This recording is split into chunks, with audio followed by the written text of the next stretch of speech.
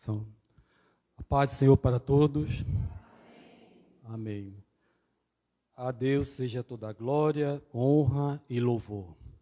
Não é?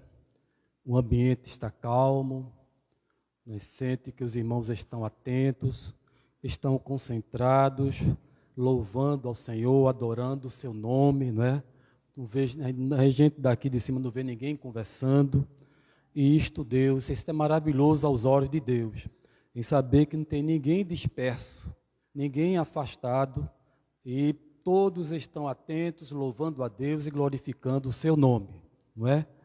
Coisa horrível é quando o Senhor repreende, não é verdade? Quando o Senhor repreende aqueles que estão desconformes à sua vontade, não é? Eu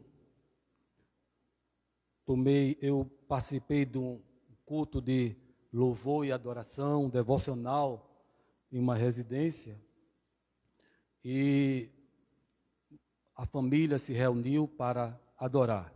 Uns ficaram no sofá, outros ficaram sentados no chão, outro estava sem camisa, e Deus levantou uma pessoa no meio e disse: eu não recebo este culto, porque vocês não estão apresentados devidamente na minha presença. E Deus usou aquela pessoa e disse: eu vou me retirar. E a pessoa saiu e foi para o quarto. E eu vi ali Deus tomando a voz daquela pessoa, a boca daquela pessoa, para falar aos irmãos que estavam ali sentados, aquelas famílias, e que estavam de uma maneira muito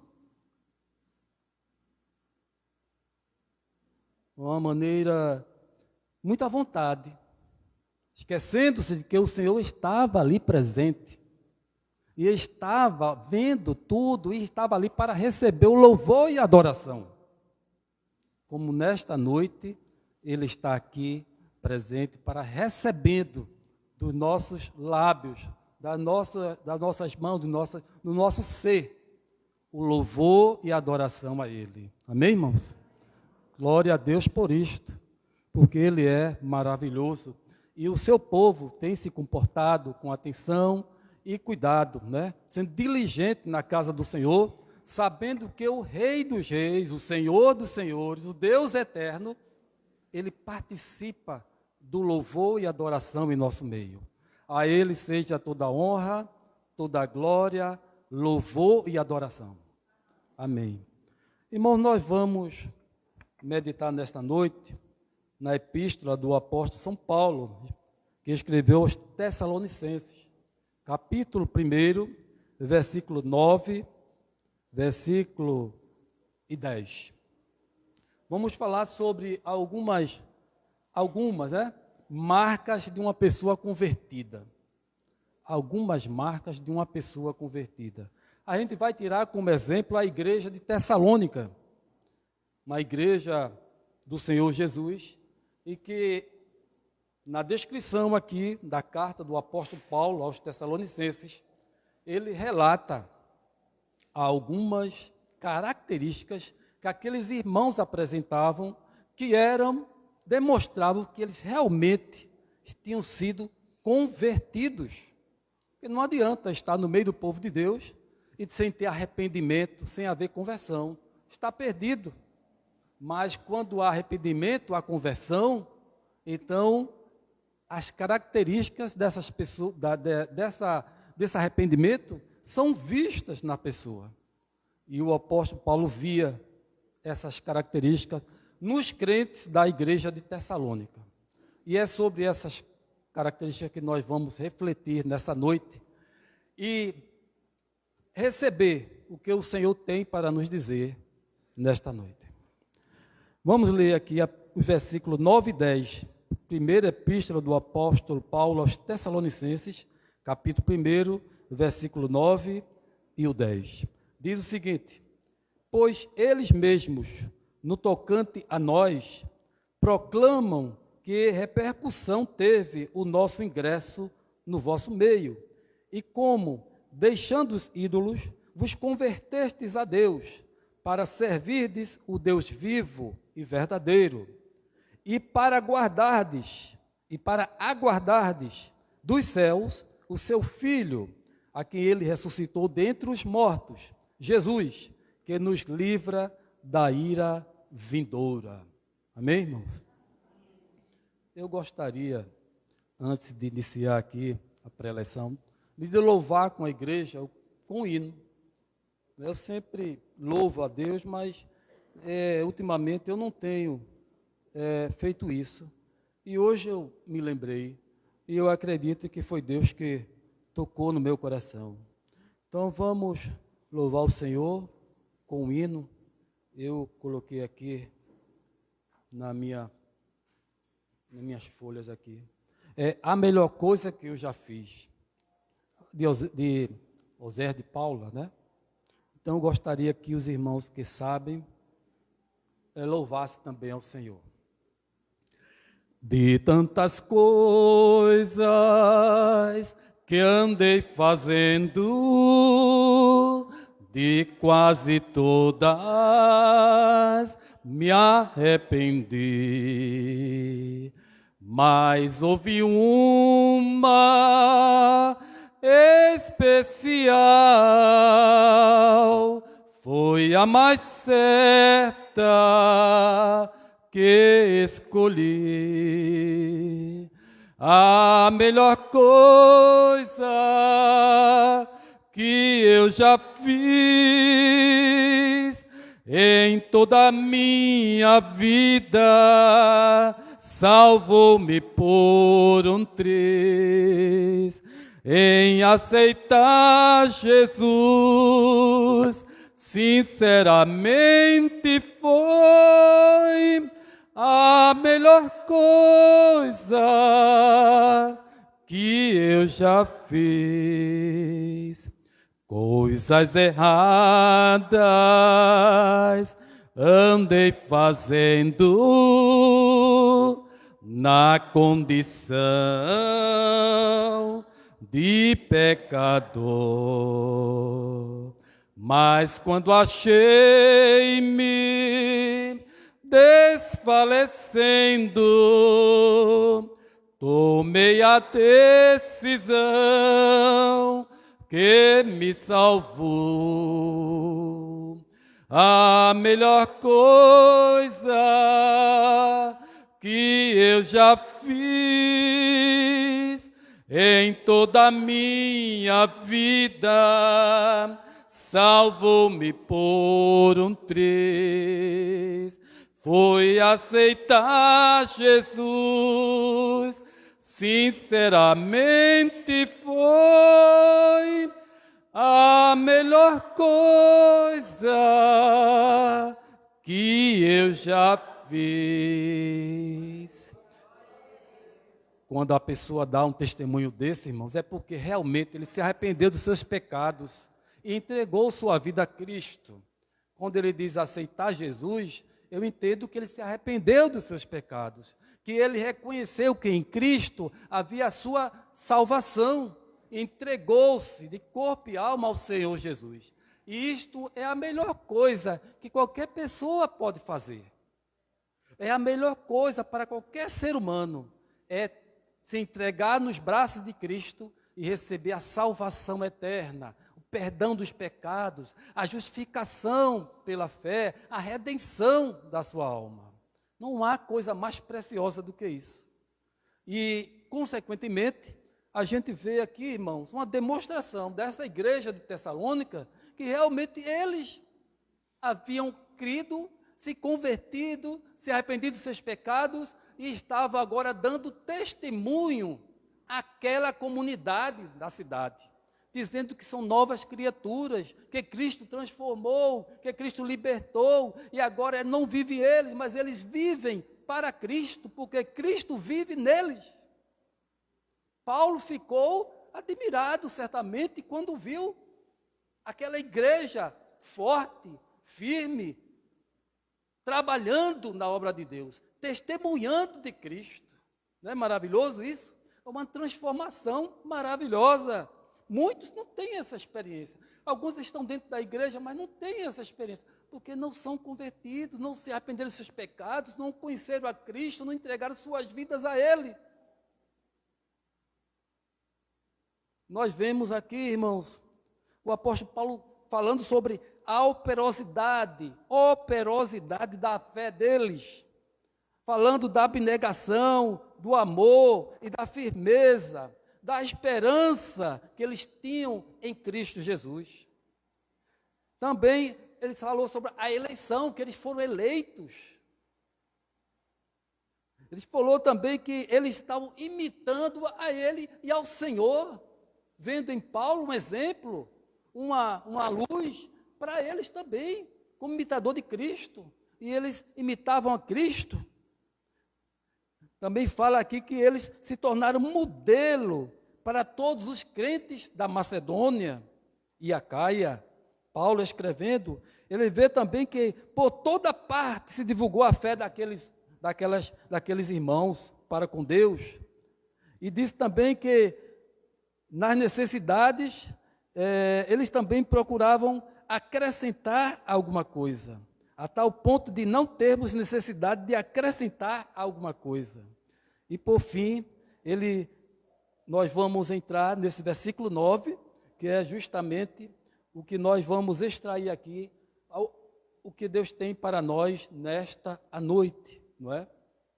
Primeira coisa, primeira marca que a gente vê aqui, que eles se voltaram para Cristo. Os crentes em Tessalônica, eles se converteram a Cristo, se voltaram a Cristo, deixaram aquela vida velha, aquela vida de pecaminosidade, aquela vida de idolatria, e se voltaram para Cristo, arrependendo dos seus pecados, dos seus caminhos errôneos, contrários à vontade de Deus.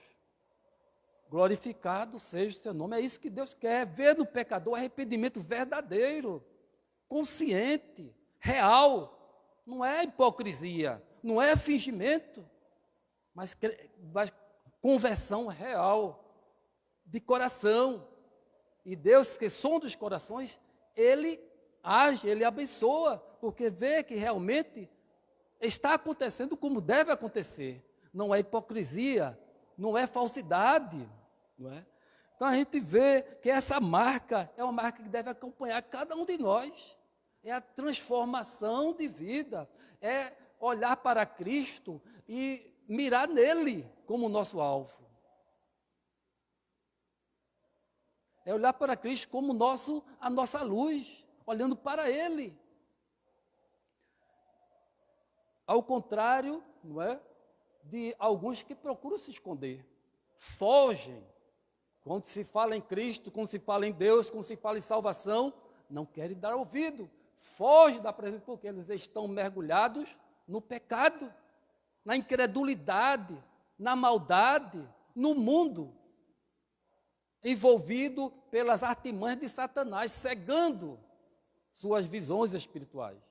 E é preciso o Espírito Santo ir lá e bater, para ver se aquele coração de pedra se quebra e se torna um coração de carne.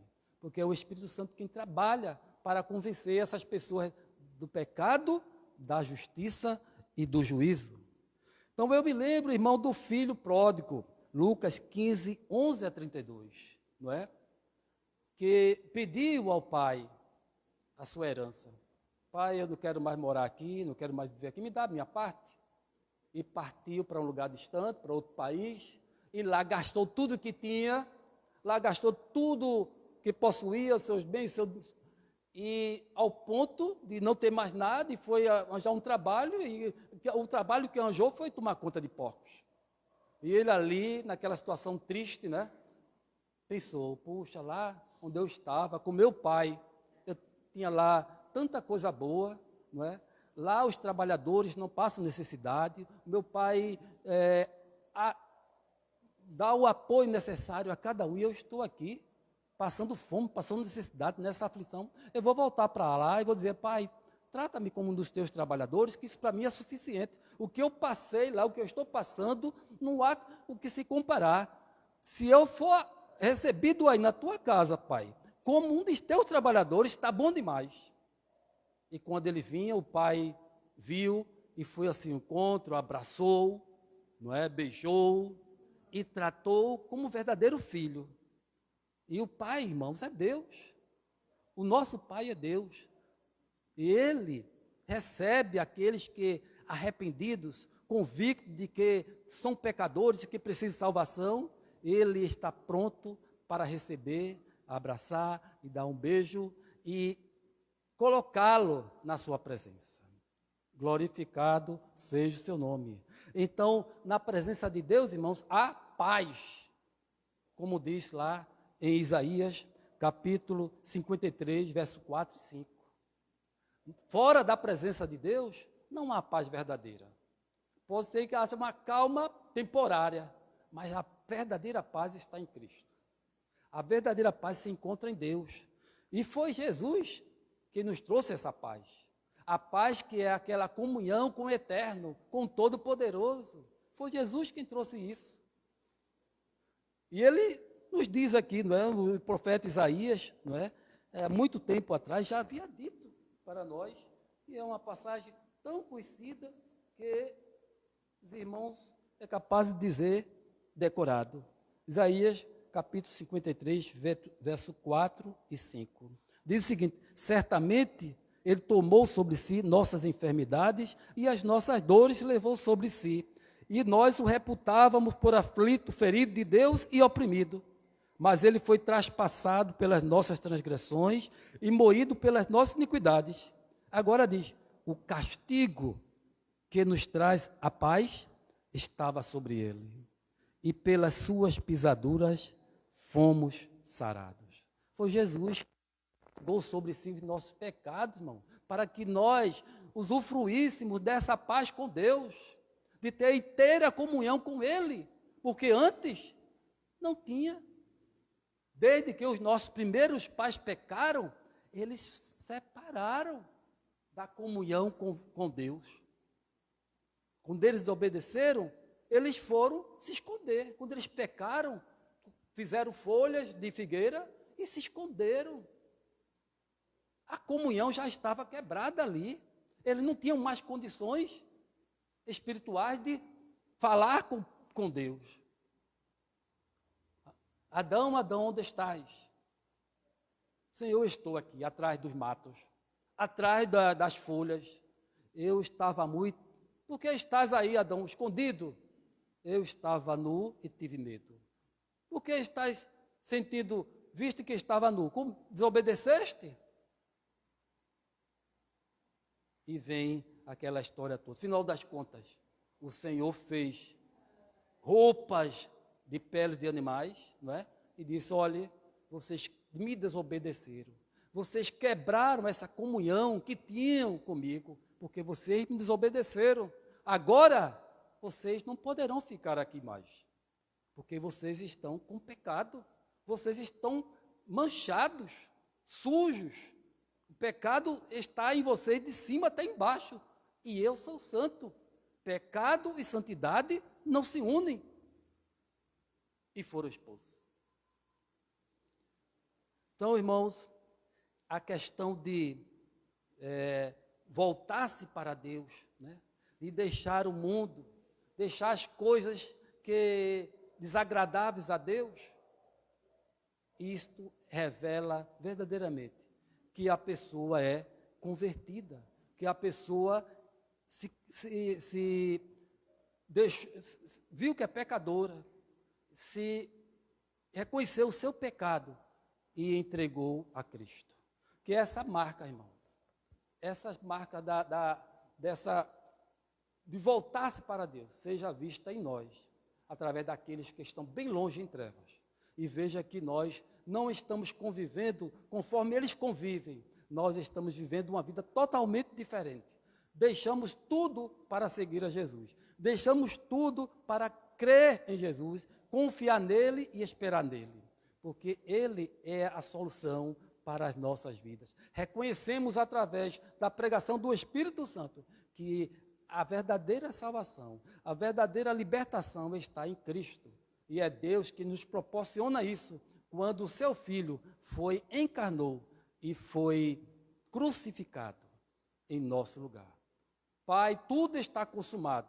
Nas tuas mãos eu entrego o meu espírito. E expirou.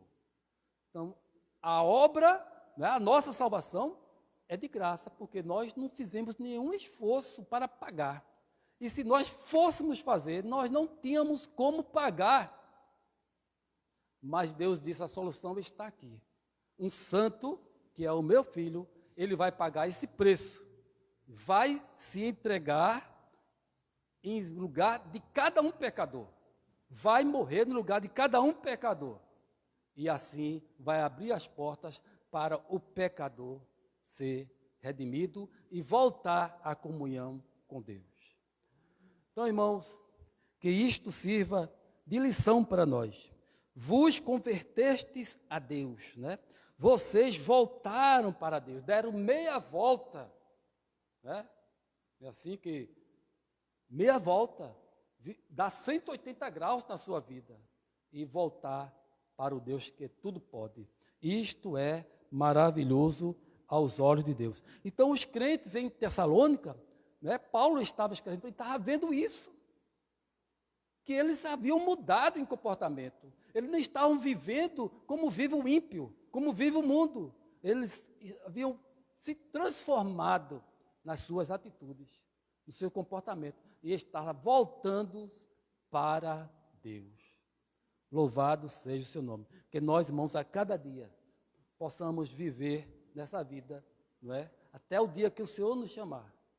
Sempre odiando o pecado, rejeitando o mundo e tudo aquilo que desagrada a Deus e voltar para Cristo, caminhando, olhando para Ele, louvando, cantando, se alegrando na sua presença. Amém, irmãos? Amém. Glorificado seja o seu nome. E outro fato importante que nós podemos ver aqui, deixando os ídolos. Naquela época, como hoje também, né? Naquela época existem as heresias, né? Os gnósticos, né? Com doutrinas contrárias à palavra de Deus. E até Israel mesmo, quando saiu do Egito, ele saiu com aquelas mazelas. Fizeram até um bezerro de ouro no deserto, quando não era para fazer. O povo de Deus, mas como eles estavam envolvidos lá no Egito com aqueles muitos deuses, eles aprenderam lá. Só que Deus disse, olhe, Deus advertiu, né, que esses ídolos deveriam ser deixados para trás, porque quem se deve adorar é o próprio Deus, e a glória dele Deus não dá a ninguém. E aqui o apóstolo Paulo está dizendo que vocês deixaram os ídolos. E na verdade, caberia bem uma pergunta, o que é ídolo? Não, o ídolo é uma estátua. Não, mas não pode descrever, né, exatamente que ídolo é uma estátua. Porque pode até ser uma estátua de uma pessoa, a estátua do animal, mas a coisa é mais profunda. Ídolo é aquilo que a gente coloca, não é? Que a gente age, coloca num lugar, vamos dizer assim, de Deus. O que coloca entre você e Deus é o ídolo. E que a pessoa se volta mais para ele, mira mais a ele do que a Deus.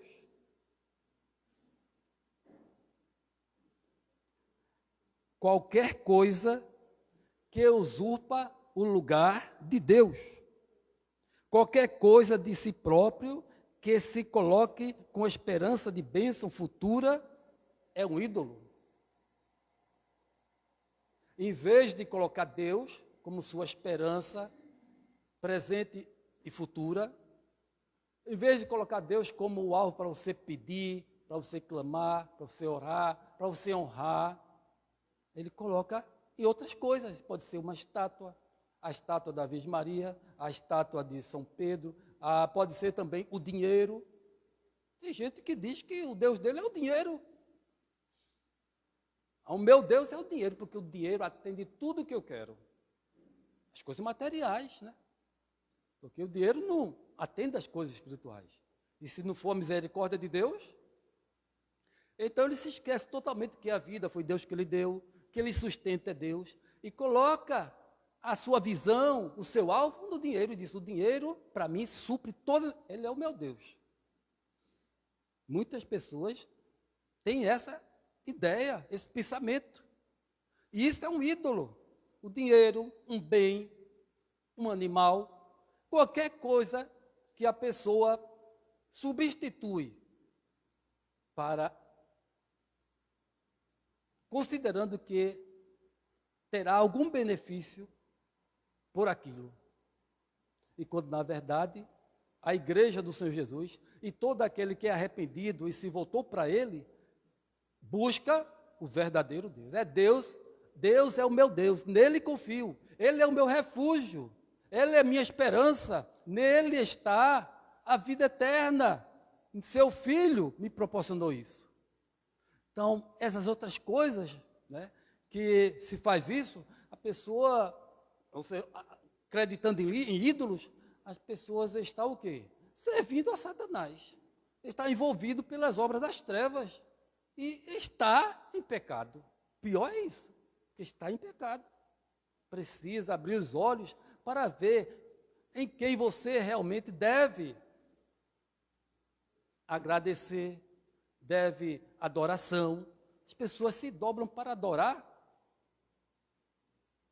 Não, mas é só uma imagem, é como se fosse um retrato, alguma coisa. Mas as pessoas dobram o joelho, pedem a Maria, pedem a isso, pedem aquilo, pedem ao dinheiro, confia no dinheiro, confia em bens. E quando Deus detesta totalmente isso, porque a pessoa está substituindo o verdadeiro Deus a quem deve confiar e se entregar por coisas efêmeras, coisas materiais.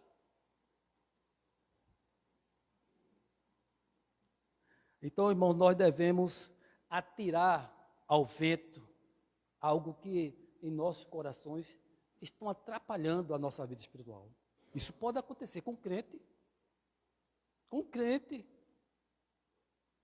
Não aconteceu com Israel? Fizeram um bezerro de ouro.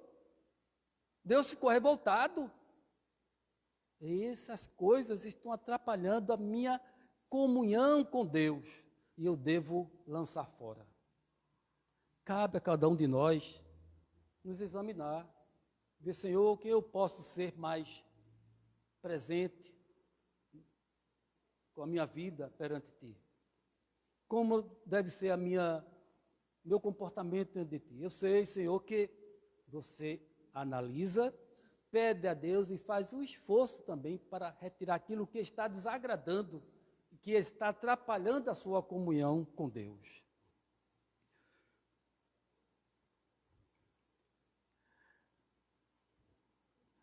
Algumas pessoas pensam que seus próprios esforços, as resoluções, né, tudo aquilo, seus méritos, né, suas capacidades, isso são suficientes para a sua vida. E esquecem que há um Deus eterno, poderoso e que tem coisas maiores para eles, coisas maravilhosas. Infelizmente, é como aquela parábola do homem que juntou tudo nos celeiros, não é? Muitos bens, juntou tudo e disse à sua alma: folga e goza, porque temos tudo pronto, tudo preparado, né? Os seus celeiros, bens materiais, tudo que ele tinha suficiente para se manter, já estava tudo em depósito. Agora, o que me resta é o quê? Só me regalar, folgar. E é assim que muitas pessoas pensam. Ah, eu tenho o suficiente, tenho muito dinheiro, tem isso, tem bens, tem isso, tem esposa, tem filho, tem família, não me falta nada. E longe de Deus, vivendo nas trevas. Que eu posso ler aqui para os irmãos alguns versículos que separei aqui a respeito dos ídolos, só para reforçar, não é, esse entendimento sobre os ídolos. Atos, capítulo 1, versículos 9 e 11, diz o seguinte: ditas estas palavras, foi Jesus elevado às alturas, à vista deles, e uma nuvem o encobriu dos seus olhos. E estando eles com os olhos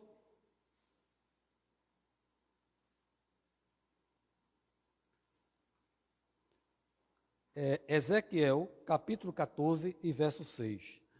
Deixe-me ler aqui, porque eu li na folha. O que é que diz Ezequiel, capítulo 14 e o verso 6?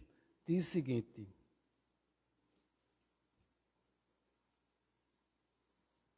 Está aqui? Está aqui. Está aqui. Ezequiel 14, verso. Eu separei aqui 4 versículos para nós refletirmos um pouco sobre essa condição de ídolos e sobre aqueles que, porventura, né, que colocam os ídolos no lugar de Deus e espera neles a satisfação para suas necessidades. Ezequiel 14, verso 6. Por isso, diga à nação de Israel, assim diz o soberano, o Senhor, arrependa-se, desvie-se dos seus ídolos e renuncie a todas as práticas detestáveis. Ezequiel 14, 6. É o Senhor falando para o seu povo. Arrependam-se, desviem-se dos seus ídolos e renunciem a todas as práticas detestáveis. E em Jonas, capítulo 2, verso 8, diz, aqueles que acreditam em ídolos inúteis desprezam a misericórdia de Deus. Né? Que acreditam em ídolos inúteis desprezam a misericórdia. Salmo 115, verso 4, 8. Os ídolos deles, de prata e ouro, são feitos por mãos humanas. Têm boca, mas não podem falar. Olhos, mas não podem ver. Têm ouvidos, mas não podem ouvir. Nariz, mas não podem sentir cheiro.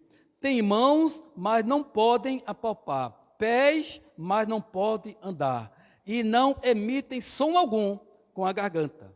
Tornem-se como eles, aqueles que os fazem, a todos os que neles confiam. Está vendo aqui? Que a palavra de Deus descreve sobre os ídolos, não é? No caso aí, as estátuas, não é? Tornem-se como eles, aqueles que os fazem, e todos os que neles confiam. Em 1 Coríntios 10, verso 19 e 20, diz, portanto, que estou querendo dizer, será que o sacrifício oferecido a um ídolo é alguma coisa? Ou o ídolo é alguma coisa? As pessoas fazem sacrifício a ídolos. É alguma coisa? Ele diz, não. Quero dizer que o que os pagãos sacrificam é oferecido aos demônios e não a Deus. E não quero que vocês tenham comunhão com os demônios. Paulo escrevendo aos coríntios, os ímpios, o pessoal do mundo, eles têm comunhão com os demônios, eles buscam os ídolos, esperam dos ídolos alguma coisa, sacrificam a eles. E a palavra de Deus diz que, quero dizer que o que os pagãos sacrificam é oferecido aos demônios e não a Deus. E não quero que vocês tenham comunhão com os demônios. Então, irmãos, não sei, mas, não é? Se porventura há alguma pessoa aqui, pode até acontecer, né? Espero que não, mas se está colocando alguma coisa atrapalhando essa comunhão que você deve ter com Deus, que está entre você e Deus, então a gente deve refletir ao Senhor e aniquilar, jogar fora, tirar esse problema da vida para melhorar a sua comunhão com o Pai. Irmãos, já pensaram na internet hoje? YouTube, Facebook, WhatsApp. Tem gente que passa o dia todinho, irmão, em frente a um celular. Passa o dia todo. Quanto mais mexe ali, mais parece coisa. E o tempo vai se passando, vai se passando, vai se passando. Acabou-se o dia. Será? O pior é que tem alguns crentes, não sei se são alguns, né, ou muitos, e que Deus não está gostando disso. Não ora mais, vai comer, não ora, vai dormir, não ora. E se for almoçar, o celular está ao lado, e comendo, e comendo, e comendo. O que é que você está fazendo com esse celular? Quer dizer, não tem mais tempo nem para orar ao Senhor, não tem mais tempo para agradecer. O seu lar está ficando uma coisa banal. Tem momento nem para a família se reunir para falar com Deus. Porque a pessoa está com o tempo todinho só na internet. Todo momento. Quer comer, aí está no quarto. Mãe, manda o zap. Mãe, estou com fome, já está pronta aí a comida? Tem gente que faz assim. Está no quarto. Imagine a vida de oração dessa pessoa. A vida devocional. Tem que ter vida devocional. Como é que está a vida devocional? Não se lembra mais de orar, de ler a palavra de Deus, buscar a presença do Senhor. Quer dizer, a tecnologia está dominando muita gente. Então, o que colocou entre você e Deus, que está atrapalhando, você está idolatrando. Não está pedindo não, mas está atrapalhando sua vida espiritual. E você tomou aquilo como uma coisa que é para você todo instante. E o teu Deus? Teu Deus olha lá de cima e fica olhando assim, esse meu servo está parado. Ele está ficando viciado, não se lembra mais de mim, não ora, não me louva. O que é que está acontecendo com o meu povo? Está sendo envolvido pela tecnologia.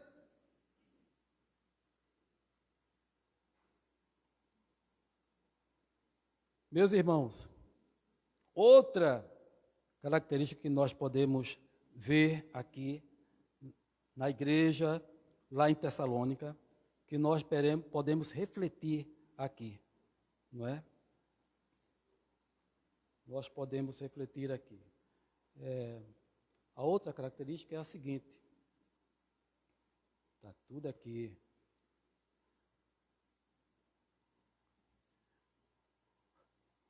O que é preciso fazer para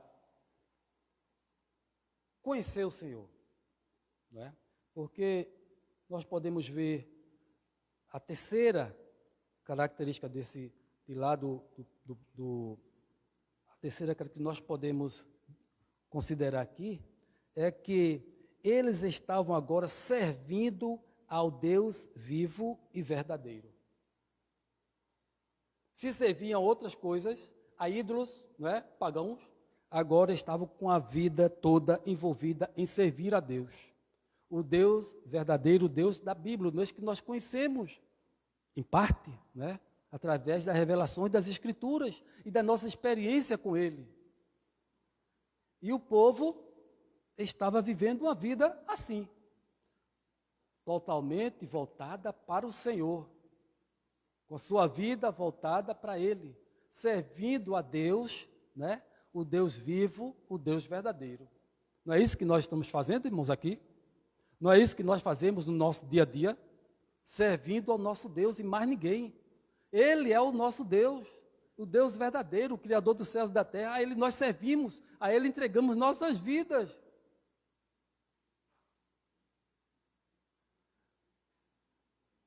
Agora, no versículo, deixa eu me ver aqui, eu perdi a ordem. Primeira, segunda, terceira.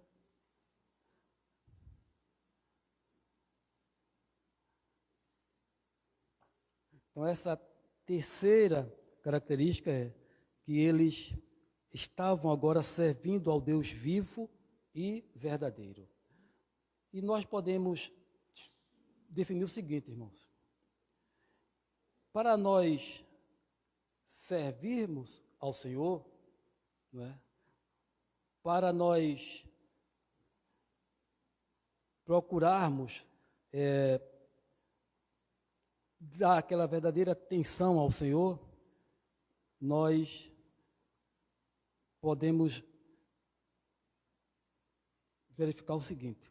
João capítulo 12, versículo 26, diz o seguinte: se alguém me serve, siga-me, e onde eu estou, ali estará também o meu servo, e se alguém me servir, o Pai honrará. Servir ao Pai implica em seguir Jesus e seus mandamentos. Né? Terceira parte, eles serviam ao Deus vivo e verdadeiro. Agora eu pergunto aqui, como servir esse Deus verdadeiro? O que é preciso fazer? Então, irmãos, aqui eu vou escrever rapidamente com algumas referências bíblicas. Se nós devemos servir o Deus verdadeiro, o que é que nós devemos fazer para servir esse Deus verdadeiro? Tiago 4,8. Chegai-vos a Deus, e Ele se chegará a vós outros. Purificai as mãos, pecadores, e vós que sois de ânimo dobre, limpai o coração. Então, aproximar-se de Deus é possível por meio de uma vida devocional. Tiago 4,8. Também através de obedecer os mandamentos. João 14, 21. Jesus resumiu os mandamentos, né, que são 10, em 2. Amai a Deus sobre todas as coisas e ao próximo como a ti mesmo. Então, se você fizer essas duas coisas, você está cumprindo todos os mandamentos, todos os 10. Obedecer aos mandamentos. João capítulo 14, 21. Aquele que tem os meus mandamentos e os guarda, esse é o que me ama, e aquele que me ama será amado por meu Pai, e eu também o amarei, e me manifestarei a ele. Guardar os mandamentos, ou seja, obedecer a palavra de Deus. Se você obedece a palavra, você ama a Deus, demonstra que ama a Deus. E diz aqui a palavra de Deus, e eu também o amarei, e me manifestarei a ele. Então é um crescimento espiritual. Quer a cada dia se envolver espiritualmente com Deus, quer a cada dia ter mais comunhão com Ele, se aproximar dEle, é assim. Conhecendo mais o Senhor através de uma vida devocional, obedecendo os seus mandamentos, amar o próximo. 1 Pedro 4,10 diz, servir uns aos outros, cada um conforme o dom que recebeu, como bons dispenseiros da multiforme graça de Deus. Quais são os dons que Deus me deu? Como é que eu posso usar esses dons em benefício do próximo, do meu irmão, de outras pessoas que necessitam de ajuda? Isto aqui a gente está, através da nossa experiência, né, através desse trabalho, nós estamos fazendo um ato de aproximação com Deus, fazendo a sua vontade, de comunhão com Ele. E tem mais, fale de Jesus para outras pessoas. Marcos 16,15, disse Jesus, ide por todo o mundo e pregar o evangelho a toda criatura. Quem crê e for batizado será salvo. É missão da igreja. Isso mostra que você está envolvido com Deus. A sua comunhão está bem acentuada com Deus, não é? Tem alegria em servir a Deus? Quando fala em vir à casa do Senhor para louvá-lo, para adorá-lo, para servi-lo, você se alegra? Ou vem a pulso? Ou vem como se estivesse obrigado? E quando você está fazendo o serviço de Deus, na igreja ou fora da igreja, você se alegra por isso? Através da sua vida, do seu testemunho, do seu falar?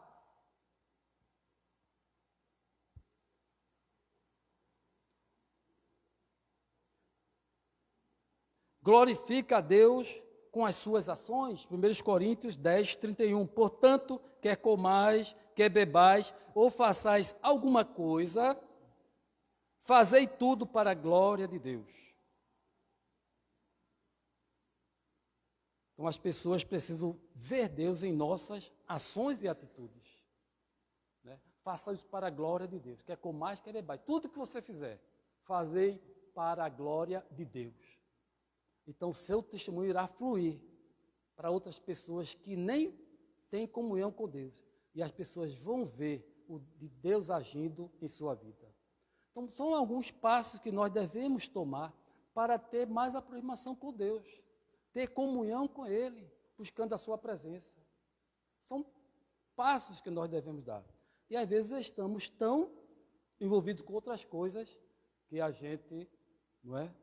A gente se desliga dessas missões, desses objetivos que devemos ter. E ficamos inertes, frios, não é? Quando, na verdade, nós devemos ser crentes cheios da graça e do poder, cheios de unção. E isso é resultado de quê? Da comunhão com Ele. Buscar-me-eis e me achareis, quando me buscardes de todo o vosso coração. Não podemos negligenciar a nossa vida espiritual. Assim como nós cuidamos da nossa vida material, dos seus familiares, nós também devemos zelar pela nossa vida espiritual. Porque como é que Deus vai se manifestar muitas vezes em nossas vidas, não é? Em ocasiões difíceis, se o filho está espiritualmente morto, ou negligente, afastado de Deus.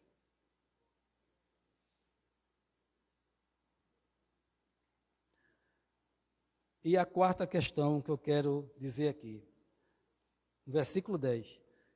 Para aguardardes dos céus o seu Filho, a quem ele ressuscitou dentre os mortos, Jesus, que nos livra da ira vindoura. Eles estavam esperando pela volta de Jesus. Os crentes em Tessalônica estavam esperando a volta de Cristo, porque ele havia prometido alguns anos atrás. E hoje, os crentes de hoje também esperam a volta de Cristo, porque ele vai voltar. Nós não sabemos quando, mas ele vai voltar. Por isso eu separei aqui alguns versículos para nós refletirmos um pouco sobre a volta de Jesus. Atos 1, 9 e 11 diz assim: ditas estas palavras, foi Jesus elevado às alturas à vista deles, e uma nuvem cobriu dos seus olhos. E, estando eles com os olhos fitos no céu, enquanto Jesus subia, eis que 2 varões vestidos de branco se puseram ao lado deles e lhes disseram: varões galileus, por que estáis olhando para as alturas? Esse Jesus que dentre vós foi assunto ao céu, virá do modo como vistes ir. Os anjos disseram àqueles que estavam vendo Jesus subir: do jeito que ele está subindo vocês, ele virá do modo como viste subir. Aí começou a promessa, uma das palavras, referindo-se à volta dele. E nós estamos preparados? Cada um cabe analisar, irmão, tem que estar preparado. Ah, mas eu estou na igreja, estou vindo todo dia, venho para a escola dominical, ouço a mensagem do pastor, falo com os irmãos. Eu vou ficar? Pode ficar. Você tem que estar preparado, pronto para subir. Lembra-se da parábola das 10 virgens? 5 estavam com azeite suficiente na candeia. Acenderam, mas logo, alguns minutos, se apagou. E outras 5 estavam com azeite suficiente para durar muito tempo. Eis o noivo, que é o Senhor Jesus. Lá vem o noivo. Foi o que aconteceu? Dá-me as 5 que estavam com pouco azeite, dá um pouco de vocês, para que também me sirva, e eu possa entrar para as bodas com o noivo. Então elas disseram: para que não falta a vocês e a nós, porque desse jeito vai ficar todas as 10 sem azeite. Então, vocês vão ter que desenrolar em outro lugar. Porque nós não podemos ficar também, nós não queremos ficar, nós estamos prontas. E é isso que acontece. Como é que está a minha vida? O Espírito Santo, ele está aceso mesmo no seu ser? Ele está habitando no seu coração, na sua vida? Ele fez de você uma morada? Você é um templo mesmo do Espírito Santo? Se você tem o Espírito Santo, não vai ficar. Se o Espírito Santo estiver no seu coração e habita na sua vida, você é o templo dele, ele não vai te abandonar. você vai subir. 1 Tessalonicenses 4, 16 e 17. Porquanto o Senhor mesmo, dada a sua palavra de ordem, ouvida a voz do arcanjo e ressoada a trombeta de Deus, descerá dos céus. E os mortos em Cristo ressuscitarão primeiro. Depois nós, os vivos, os que ficarmos, seremos arrebatados juntamente com eles, entre nuvens, para o encontro do Senhor nos ares. E assim estaremos para sempre com o Senhor. Olha o que o apóstolo Paulo está dizendo aqui. Os que tiverem mortos serão ressuscitados, e os vivos serão arrebatados, e todos iremos ao encontro do Senhor nos ares. E estaremos para sempre com Ele. Hebreus 9, 27 e 28. E assim como aos homens está ordenado morrer uma só vez, vindo depois disto o juízo, assim também Cristo, tendo se oferecido uma vez para sempre, para tirar os pecados de muitos, aparecerá segunda vez, sem pecado, aos que o aguardam para a salvação. A igreja do Senhor aguarda a vinda dele para a nossa salvação, para a consumação da nossa salvação. Mateus 24, 36 e 39. Mas a respeito daquele dia e hora, ninguém sabe. Olha o que o Senhor Jesus está dizendo. Mas a respeito daquele dia e hora, por isso que devemos estar preparados. Devemos estar prontos, porque a qualquer dia e hora a trombeta pode soar. Mas a respeito daquele dia e hora, ninguém sabe, nem os anjos dos céus, nem o Filho, senão o Pai. Pois assim como foi nos dias de Noé, também será a vinda do Filho do Homem. Porquanto, assim como nos dias anteriores ao dilúvio, comiam e bebiam, casavam e davam-se em casamento, até o dia em que Noé entrou na arca e não perceberam, senão quando veio o dilúvio e os levou a todos. Assim será também a vinda do Filho do Homem. Ninguém esperava. Noé pregou, mas que nada, que dilúvio que nada, ninguém acreditou. É assim hoje. Jesus volta mais nada, conversa fiada, negócio de religião. Está assim caminhando para isso. Então, como foi nos dias de Noé, da incredulidade e da pecaminosidade que era grande, não é? A incredulidade, todos envolvidos no pecado, assim como foi no dia de Noé, vai ser nos atuais dias. Não sabemos quando. O dia e a hora ninguém sabe. Não sei o dia nem a hora. Pode ser amanhã, daqui a 10 anos, daqui 1000 anos, daqui a 5000 anos. Mas ele virá. Não tem mudança não, ele virá. Pode alguém achar tarde, está demorando, mas a hora certa é Deus quem vai definir. O dia certo é Deus que... Cabe a nós, irmãos, o quê? Estarmos preparados, prontos para subir. Não é?